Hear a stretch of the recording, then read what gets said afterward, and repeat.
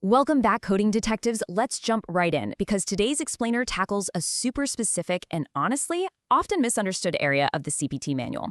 We're talking about Part 36, Emergency Department Services. We're going to unravel the exact rules for codes 99281 through 99285. We'll explore how medical decision-making drives your coding, how physician and facility billing differ, and what exactly happens when an ED visit escalates. Here's our roadmap for today. First, defining the ED. Second, code selection via MDM. Third, physician versus facility billing. Fourth, same-day ED transitions. And fifth, compliance pitfalls. Let's get into it. Section 1. Defining the emergency department.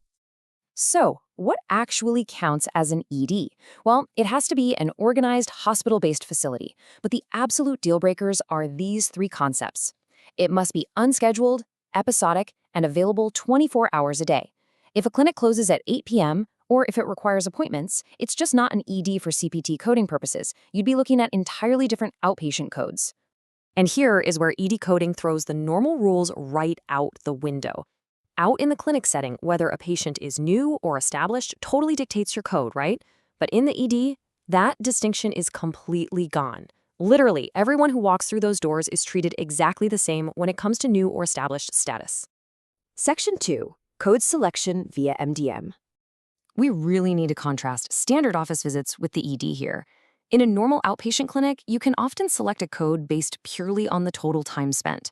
But in the emergency department, total time is not a descriptive component. Think about it.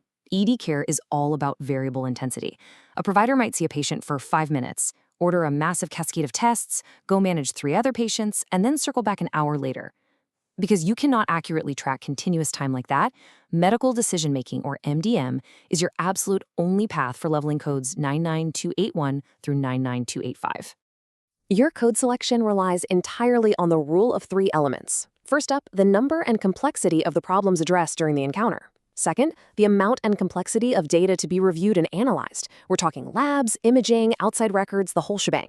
And third, the risk of complications, morbidity, or mortality in patient management. You've got to hit the threshold for at least 2 of these 3 elements to lock in your MDM level. Here is your map for leveling. You basically climb this ladder strictly based on how complex that decision-making process was.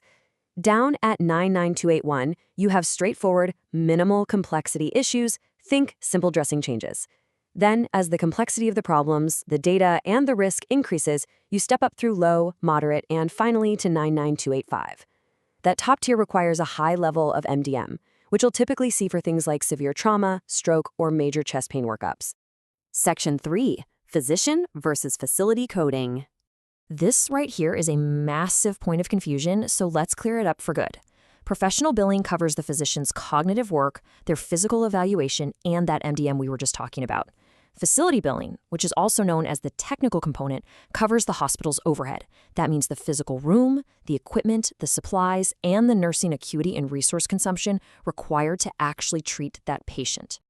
So, both the physician and the hospital can bill for an EM service on the exact same day for the exact same patient, but they have to follow entirely separate rulebooks. The physician uses the CPT codes based on MDM, while the hospital assigns its own internal levels based on facility resource intensity and nursing care. Section 4. Same-day ED transitions. Things get a bit tricky when a patient doesn't just go home. If an ED visit escalates to a formal inpatient admission on the same calendar day by the same provider, the ED visit code completely collapses into the initial hospital care code. That's 99221 to 99223. You do not report the EDEM separately. Now, if they transition to observation on the same day, you use the observation admit and discharge codes. You're really only using the 99281 through 99285 codes if the patient is actually discharged from the ED or transferred out to a totally different facility. But what happens if a patient crashes in the ED? If they require critical care, you shift your focus to codes 99291 and 99292. These are reserved for highly acute, life-threatening conditions requiring direct physician intervention. And remember how I said time doesn't matter in the ED? Well, if it escalates to critical care, time absolutely matters. You have to meticulously document the total time spent in direct critical care management to use these codes. Per the CPT manual, a critical illness has to highly impair one or more vital organ systems with a high probability of imminent, life-threatening deterioration.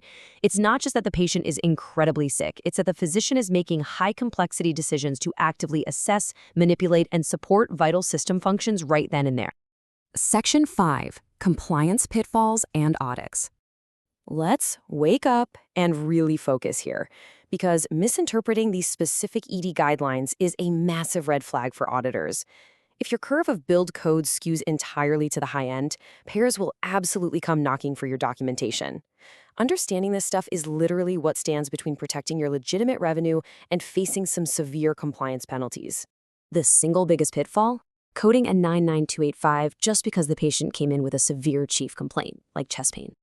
Look, a chief complaint gets them in the door, but if the workup is completely negative, the risk turns out to be minimal, and your documented MDM doesn't actually support high complexity, you cannot legally bill a 99285. Other major risks include miscalculating the data points for tests ordered or failing to specifically document that the physician independently interpreted a diagnostic study rather than just glancing at a radiology report. By mastering medical decision-making, understanding exactly how same-day transitions collapse codes, and making sure your documentation solidly backs up your claims, you protect your revenue and stay compliant. But ask yourself this: if an auditor pulled your last 10 9985 charts today, would your MDM documentation truly survive the scrutiny? Don't forget to like, share, and subscribe to Decode Healthcare with Harshal.